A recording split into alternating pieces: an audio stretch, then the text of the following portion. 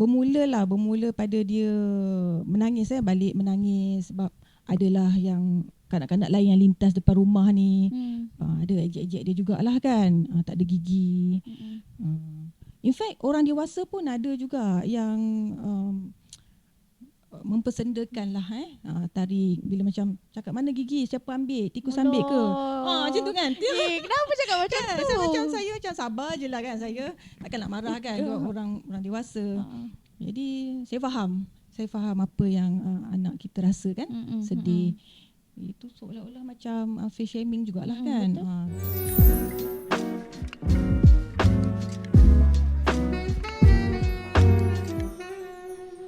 Hello, Assalamualaikum. Welcome back to Borak Pak and Ma. Hari ni kita bersama dengan yang selalu parents nampak yang keluar dekat FYP. Kita bersama. Boleh tak perkenalkan diri? Okey, nama saya Putih Hidayah binti Rahman. Ahmad Razri Ibrahim. Sebab kita baru dapat tahu yang kita nak panggil apa ni? Panggil Puan ke, Datuk ke? Panggil Kak Putih je. Panggil Kak Putih je. Cik Suami? Panggil Ras. Okay, alright. Ras pun boleh lah sebab dia berumur sikit. Okay, so hari ni kita nak kita nak borak tentang sisi parenting akak, Kak Putih dengan Abang Ras. Sebab kita selalu nampak akak selalu share pasal anak-anak, pasal family. So kita macam nak tahu the reality of this family macam mana. Macam mana boleh datang idea untuk share. Boleh cerita sikit tak? Siapa nak mula dulu? Okey, sebab saya yang share kan. Saya yang share dekat TikTok. Sebenarnya baru je buka TikTok ni. Anak saya yang sulung, Rania, yang bukakan TikTok. Sebelum ni saya memang suka upload di media sosial berkenaan dengan anak-anak, tapi bukan di TikTok lah, di Facebook. Saya yang old version ni kan. Saya memang terbiasa dengan Facebook lah, bukan TikTok ni kan. So anak saya yang sulung yang bukakan TikTok untuk saya. Adalah beberapa konten yang biasa sajalah, macam masak-masak tu. Dan kemudian baru saya upload tentang yang ada mainan kereta mainan terlekat di rambut, dekat rambut tu. Tarik terlekatkan kereta mainan di rambut Luna. Jadi yang tu yang first kali viral lah. Kemudian barulah saya upload yang Luna cakar Nora. Itu juga viral lah. Lepas tu tak sangka-sangka macam followers pun banyak kan. Then anak-anak dah cakap mama upload lah kan. Lagi dia orang pun sendiri suka, sebenarnya dia orang sendiri pun suka tengok TikTok tu. Hari-hari pun nak tengok TikTok dia orang kan. So ramai juga yang followers pun ada DM minta kita upload lah kalau boleh hari-hari, dia orang suka tengok. So okey lah, kita pun mula daripada situ. Kalau boleh setiap hari saya upload, ataupun seminggu adalah 2-3 kali saya upload lah. Ada 4 cahaya mata daripada yang sulung, boleh perkenalkan tak? Okay, kami ada 4 orang anak setakat ni. Yang pertama Putri Isha Rania, umur 14 tahun. Yang kedua Putri Isha Luna, umur 7 tahun. Dengan twinsnya Putri Isha Nura, sama twins lah, 7 tahun. Dan yang bonsu Putra Tariq Fihad. Sekarang ni masuk tahun 6 tahun lah. Ramai sangat yang macam suka tengok. Diorang ni macam anak mix. Macam Tariq tu ramai orang cakap Harry Potter kan. Lepas tu suka tengok kembar. Ada orang yang macam ada anak dara dah umur 14 tahun kan. Macam memang ada mix ke? Keturunan ada mix ke? Alright, kalau ikut dari segi keluarga dia ada jugalah kacukan Chinese lah. Macam saya ada juga kacukan macam Melayu memanglah, of course, Thailand dan Kabul. Lepas tu ramai lah orang komen macam Harry Potter, comel. Okay, bila kita bertanya tentang anak sebagai dua-dua berkerjaya kan, macam mana spend time dengan anak-anak? Basically kita orang sebab kerja government memang terikat dengan waktu kerja government lah. Jadi office hour tu memang start daripada pukul 8 pagi sampai pukul 6 petang tu memang kita akan berada di pejabat. Cuma secara kebetulan anak-anak ni macam Rania, Luna, Nora memang dah bersekolah. Jadi sesi pagi tu memang sampai pukul 2, pukul 3 memang dia habis sekolah. Cuma tinggal lagi Tarik lah buat masa ni dia duduk kat rumah. Kami akan berada bersama bila menjelang malam dan hari Minggu weekend. So sebenarnya kalau boleh kita elakkan untuk kata kerja-kerja luar lah. Kalau boleh. So kalau ada masa yang macam masa yang lapang je memang akan spend time dengan anak lah kan. Macam saya selalu tengok dekat TikTok selalu pergi vacay, nak pergi PD dengan kalau nak tahu kalau korang nak tahu pembantu rumah kan. Pembantu rumah lari kan. Lari. Nak bawa pergi PD. Yes. Cerita sikit kita nak tahu. Okey. Sebenarnya kita nak hantar dia balik untuk pulang ke Indonesia. Okey, jadual dia punya ferry tu sepatutnya hari Ahad. Okey, kita plan hari Sabtu kita pergi vacation lah sekali kan dengan dia di PD supaya esok tu taklah terkejar-kejar sebab flight dia punya ferry dia nak naik di PD. Okey, jadi kita ada dah sewa hotel dan sebagainya. Jadi bila kita turun hari Sabtu tu, turun bawah lah nak masukkan barang semua dalam kereta, saya tengok dia kenapa dia ada dekat sofa bawah. Barang-barang dah penuh ni kat bawah kan, nak masuk dalam kereta dia duduk termenung. Papanya. Okey, bila turun bawah tu tengok saya tanya papa dia mana kenapa tak masuk lagi barang-barang dalam kereta. Lepas tu dia kata maid dah tak ada. Maid dah tak ada and then saya pergilah, memang pergi jenguk lah bilik maid, tengok semua barang-barang pun memang dah tak ada lah. Of course lah dia lari. Lepas tu kita pun siasat lah macam mana dia boleh lari kan. Lari kat mana, keluar kunci, ambil kunci mana kan. Lepas tu baru dapat tahu dia keluar ikut pintu dapur. Okay, bila kita dah nampak akak selalu share dekat TikTok anak-anak akak kan. Kalau dari segi macam seorang ibu dan ayah sendiri, boleh tak describe perangai Nora macam mana, Luna macam mana, Rania macam mana, Tarik macam mana? Ada yang ikut akak ke, ada yang ikut abang ke? Kalau bagi saya Rania dia lebih manja dengan papa dia lah. Dia lebih manja dengan papa dia. Tapi yang 3 orang ni dia dengan saya lah, dia rapat dengan saya, dengan manja dengan saya lah. Dari segi pribadi dia macam mana? Rania dia lebih macam pendiam sikit lah. Dia ni pendiam sikit. Nora dia happy go lucky. Macam Luna dia banyak main lah. Dia suka main. Dan Tarik juga dia samalah macam Luna, suka main. Dia dikelilingi dengan akak-akak kan. So macam Tarik sendiri, dia kan bongsu kan. Dia manja ke macam mana ke? Oh, Tarik sangat manja. Saya macam terkejut juga. Macam 3 orang ni, dia macam saya ni favourite person dia orang tau. Macam Rania tu, dia masa kecil sampai ke besar dia lebih attach dengan bapak dia. Macam 3 orang ni, ya Allah, memang dia lebih kepada saya lah. Rapat dengan saya lah. Manja. Macam bila kita cakap tentang Tarik kan, ada dekat TikTok akak ada share tentang, ada 2 benda. Satu yang pasal mata, satu lagi dengan gigi tu kan. Okay, yang pasal mata tu bila akak boleh detect yang Tarik tu ada masalah? Okay, berkenaan dengan mata Tarik, first kita detect dia ada masalah mata masa dia umur 4 tahun. 4 tahun masa tu kita nampak bila dia fokus sesuatu dia akan kecilkan mata dia kan. Dia akan kecilkan mata dia. And then kita kata tanya dia, tak nampak ke kan? Dia cakap nampak dua. That's mean double vision lah. Double vision. Lepas tu ada satu ketika tu Rania lah bagi tahu saya mata adik sebelah kiri macam juling ke dalam, masuk dalam. So macam betul ke kan? Bila saya tengok dia tengok TV, saya pun tengok mata dia. Betul lah, lama-lama bila dia fokus mata kiri dia masuk dalam, macam seolah dia nak simpan mata kiri dia, tak nak guna. Jadi di situ macam kita kata itulah kita bawa jumpa pakar lah kan, check masa tu umur dia 4 tahun lah. Dia check di klinik pakar mata ni memang doktor kata dia memang perlukan spek lah untuk bantu penglihatan dia, memang perlukan power lah. And then kita jumpa pula second opinion, jumpa pakar yang lain. Yes, dia kata memang tarik perlukan cuma mata lah, perlu power, dan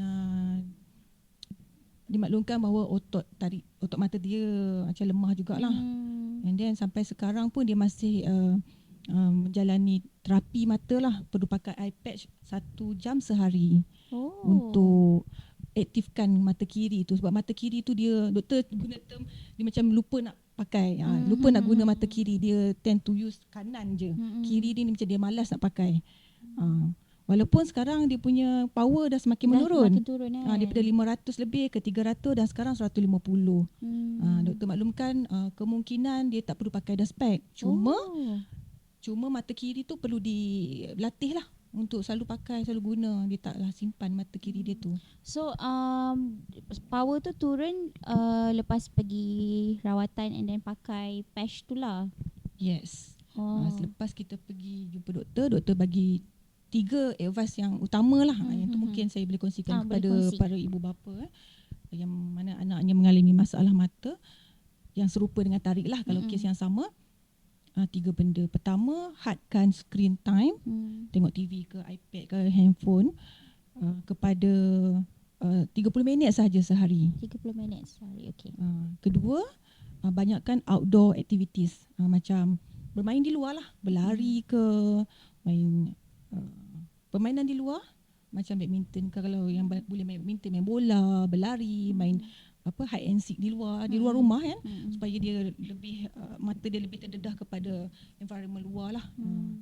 Alright. Ketiga, doktor maklumkan main 3D object, bukan yang 2D lah. 2D ni macam yang flat je kan, macam lukis kan, macam tu biasa 2D. Macam 3D ni contohnya blocks, kita boleh pusing dia ke kanan ke kiri, ataupun kereta mainan. Kereta mainan tu kan dia boleh tengok kiri kanan, so mata dia tak ada terfokus kepada satu benda je, dia buat macam flat je kan.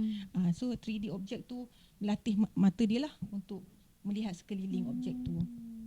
Okay. Itu tiga perkara penting lah yang doktor pakar mata advice untuk kes Tariq. So kiranya kalau ada parents yang dekat luar sana yang mengalami perkara yang sama, first thing first, jumpa dengan pakar. And then cuba terapkan apa 3 benda yang akak share tadi kan. Okay. Yang dalam pada masa yang sama, ada satu keputusan dan satu situasi yang akak buat bila Tariq menangis pasal gigi dia tu. Boleh share sikit tak? Boleh. Okay. Yang tu bermula pada dia menangis, balik menangis sebab adalah yang kanak-kanak lain yang lintas depan rumah ni, ada ejek-ejek dia jugalah kan, tak ada gigi. In fact orang dewasa pun ada juga yang mempersendakan lah Tariq bila macam cakap mana gigi, siapa ambil, tikus ambil ke, macam tu kan. Kenapa cakap macam tu? Macam saya macam sabar je lah kan, saya takkan nak marah kan orang dewasa. Jadi saya faham apa yang anak kita rasa kan, sedih. Itu seolah-olah macam face shaming jugalah kan. Jadi saya bincang dengan papa dia, kita ambil keputusan untuk jumpa pakar gigi untuk pasangkan Tariq gigi palsu lah. Jadi selepas dia pakai gigi palsu tu dia dah lebih confidence kan. Sekarang pun macam dia tak nak buka pun. Dia dah selesa dah dengan gigi palsu tu. Dalam masa 2 tahun gigi kekal dia akan tumbuh kan. Kalau ikut, sebab sebelum pasang gigi palsu ni doktor pakar akan buat x-ray dulu. Dia akan tengok kedudukan gigi kekal tu. Lepas tu macam kes Tariq ni, bila kita x-ray nampak gigi kekal tu dalam 2 tahun lagi akan turun. Doktor pakar gigi dia akan tahulah. Dia boleh predict bila yang gigi kekal akan keluar lah. So dalam tempoh 2 tahun. Jadi bila kami bincang, 2 tahun tu satu tempoh yang agak lama lah. Boleh lah kalau dia pakai gigi palsu tu dalam tempoh 2 tahun tu, banyak juga faedah dia. Yang pertamanya dari segi pemakanan lah. Dia makan tu senang, dia menggigit gigi depan tu. Dan kedua dari segi keyakinan diri dia lah. Sanan dekat orang luar sana, jangan sesekali point out macam insecurity seorang kan, apatah lagi budak-budak. Kan Bagilah. budak-budak pun ada perasaan. Budak-budak ada perasaan. Jangan sakiti. Kita tak tahu benda tu memberi impact dan kesan selama mana terhadap seseorang kan. Okay. Macam kita dah nampak, you as a mother nampak sangat-sangat yang protective and then sayang terhadap anak-anak. Okay, boleh tak share sikit mungkin daripada akak dengan abang Abaras, orang kata the best thing being parents. Sebab tahu journey tu tak mudah, tapi benda yang both of you rasa macam best sangat and bersyukur sangat, boleh share tak? Yang best sangat sebenarnya untuk mendapat cahaya mata kami ni bukannya mudah lah. Macam Rania sendiri 2 tahun perkahwinan kami pun belum dapat dia. Memang kita berusaha. Macam Rania, saya sampai kena makan ubat lah, kena treatment, tapi tak sampai ke peringkat IVF lah. Makan Clomid lah, Clomid induced pregnancy dia punya term dia, makin dapat Rania. Jadi sangat bersyukur lah kan. Masa Rania pun saya agak stres juga bila selalu balik kampung ke apa ke. Adalah yang tanya, ataupun tak juga balik kampung, macam jumpa siapa-siapa pun di pejabat ke di mana ke, tanya bila lagi nak dapat rancang ke. Benda tu kadang-kadang bagi kita tekanan juga kan, bila kita susah dapat anak. Tapi orang keep asking benda-benda tu. So kita cuba masa tu, banyak kaedah lah kita try. Orang cakap apa baik makan. Orang cakap minum air tasik dayang munting, pergi minum. Pergi semata-mata nak cuba kan. Cari jalan. And then yang perubatan medical ni kita pergi juga. Pergi and then last kali saya cuba yang Clomid tu lah, ubat tu. Memang doktor yang sarankan makan. Alhamdulillah memang dekat lah. After 2 years. After 2 years. And then selepas 7 tahun. Lepas 7 tahun hari-hari dia menangis, nak adik. Dia ingat senang ke boleh beli. Semudah itu ke? Masa tu pun 7 tahun pun agak stres juga. Sebab ramai yang tanya kan, ataupun ramai yang selalu cakap macam rancang ke mana rancang kan. Kita memang nak, tapi rezeki tu belum tak sampai lagi. Belum ada lagi. Jadi hari-hari nangis nak adik. Rania. Jadi kita pun macam fikir kita kena do something lah. Jumpa pakar kan. Mungkin kita ada masalah kesihatan, siapa tahu kan. Okay, and then jumpa pakar, memang kita doktor sarankan buat IVF lah. And then itulah baru dapat Luna dan Nora. Itulah kenapa dia kembar tak seiras. Kalau ikut IVF ni, kalau kita masuk 2 embryo, kalau dua-dua jadi, dia akan tak seiras. Kecuali macam satu dia pecah 2 tu, dia akan seiras lah. Macam ni memang masuk 2 jadi 2. Macam tu. Sebenarnya saya tamak juga masa tu. Saya minta 3 tau. Sebab masa tu ada banyak sebenarnya yang jadi. And then saya minta doktor masukkan 3 boleh. Yalah, kita susah dapat kan. Doktor kata jangan cubalah, sebab kalau 3 jadi susah. Doktor cakap kan, nanti kalau dia premature ke apa ke kan, tak lengkap lagi pertumbuhan dia, dah bersalin, nanti masalah lah kan. Okeylah masuk 2. Alhamdulillah 2 pun ni lah. Jadi dah besar dah pun. Lepas tu and then kami pindah ke Australia sebab papa dia posting di Melbourne sebagai attaché di sana lah. Okay. And then di sana kita pun tak ada buat planning apa-apa, sebab susah kan. Kita pun rasa susah dapat, tak ada planning apa-apa. Diorang setahun lebih conceive Tarik, mengandung Tarik. So Tarik tu dia dilahirkan di sana lah. Di Melbourne. Itu yang kenan muka Harry Potter. Hari-hari kot tengok muka Mak Saleh. Terkenan. Yang benda ni ada share ke dekat TikTok? Yang pasal IVF tu ada. Sebab ramai yang tanya kembar ke. Memang ramai yang tanya kembar ke. Kenapa tak seiras. Ada saya share sikit lah berkenaan dengan IVF. IVF journey. Okay, kalau dari pihak Abaras pula, macam mana? What's the best thing being a parent? Yang tak sedar kan, sebenarnya untuk jadi parent sebenarnya berbeza daripada zaman kita belum berkahwin apa semua kan. Jadi boleh katakan experience ni betul-betul something yang baru lah. Semua kita akan, orang kata, kalau kata yang dah berkahwin tu dan ada rezeki dikurniakan cahaya mata.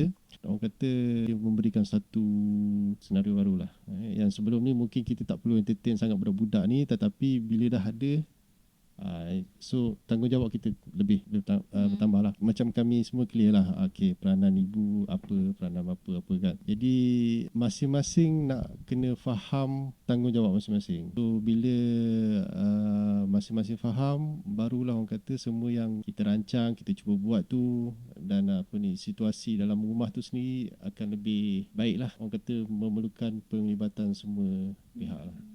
Dia bukan satu pihak je lah. Itu yang membuatkan satu family tu lengkap and rasa macam, yelah, we complement each other lah kan. Macam ada peranan seorang ibu, ada peranan seorang ayah. So anak-anak pun rasa seronok kan. Okay, mungkin boleh share satu atau dua tips kepada new parents ke yang tengah tengok. Saya rasa ramai kot di luar sana yang mungkin saya boleh cakap dari segi bapa lah kan, yang mungkin sebelum ni duduk bujang, kurang tanggungjawab. Tapi apabila kita dah ada tanggungjawab yang lebih ni, banyak benda yang kita kena korbankan lah. Kena ubah cara hidup, kena ubah masa yang kita spend time di luar. Dalam masa yang sama, dari segi perbelanjaan tu sendiri mungkin akan meningkat. Tetapi yalah, rezeki tu kita tak boleh kata. Mungkin dengan anak-anak ni rezeki akan lebih ni. Jadi cuma priority tu mungkin akan berubah. Sebelum ni kalau katakan hobinya modify kereta ke apa kan, so selepas ni mungkin kena kurang lah, sebab priority tu sendiri dah beralih. Jadi kena bersedia lah. Bukan orang kata simply kahwin, ada anak dan beli susu selesai, tak. Banyak lagi di sebaliknya tu. Kalau dari akak pula? Apa yang akak boleh katakanlah kepada parents, new parents lah, especially yang bekerja lah, ibu yang bekerja. Okay, kena banyak bersabar. Pertama, banyak bersabar. Kedua, kena pandai agihkan masa lah, antara kerja dan rumah. Kepada yang berkemampuan sedikit tu, okay, mungkin boleh hire pembantu rumah kot saya rasa. Sebab kalau ikut pengalaman akak lah kan, memang tak menang tangan. Tak menang tangan, betul. Sebab kita pernah masa Rania, saya tak ada pembantu rumah sekejap. Memang susah lah kita nak tumpukan pada anak. Sebab balik kita nak masak, nak urus pakaian, kain baju, nak basuh apa semua, nak iron, nak kemas rumah. So masa dengan dia dulu, pernah masa dia baby, dalam sejam aja. Lepas tu dia tidur, esok kita nak pergi kerja lagi, tak sempat lah. Kira kalau yang berkemampuan, saya sarankanlah kan, dapatkanlah khidmat pembantu lah untuk kerja-kerja rumah lah. Kalau tak dapat hire pembantu rumah pun mungkin kita boleh outsource lah kan kerja-kerja tu kan, kalau yang boleh dibuat oleh orang lain lah. Sebab kita kalau boleh, kita nak spend time dengan anak tu, masa dengan anak. So dalam macam hari Minggu pun, kalau boleh kita spend time lah kan dengan anak, gunakan masa yang ada tu sepenuhnya dengan anak-anak lah. Saya setuju dengan part yang ada masa dengan anak tu, sebab mungkin nanti bila dah besar, anak akan ingat balik kan benda-benda yang dah lepas waktu diorang childhood, and then diorang rasa macam content, diorang rasa macam lengkap and cukup and rasa macam happy je. Ada yang benda yang best untuk dikenang. Macam tu. Okay, kita nak tutup dengan kita punya podcast untuk episod kali ni. Tapi mungkin kita dah tahu benda sisi-sisi yang baik dan positif kan. Okay, boleh tak share satu orang kata regret sebagai seorang mak dan sebagai seorang ayah, yang mungkin yang macam kalau boleh putar balik masa takkan repeat? Pada saya tak ada. Sebab orang kata, pada saya kita kena fikir positif lah. Mungkin akan ada masalah, mungkin akan ada isu yang akan timbul, tapi macam mana kita manage. Sebab yalah, saya rasa semua pun tahu yang orang kata hidup ni bukan semua benda yang kita plan, kita rancang akan berjalan mengikut apa yang kita fikirkan. So nak tak nak kita kena bersedia dengan orang kata backside, apa saja isu yang akan timbul tu. Jadi nak kata regret tu tak ada lah. Nak kata regret tu tak ada. Just think positive. Okay. Kalau akak pula?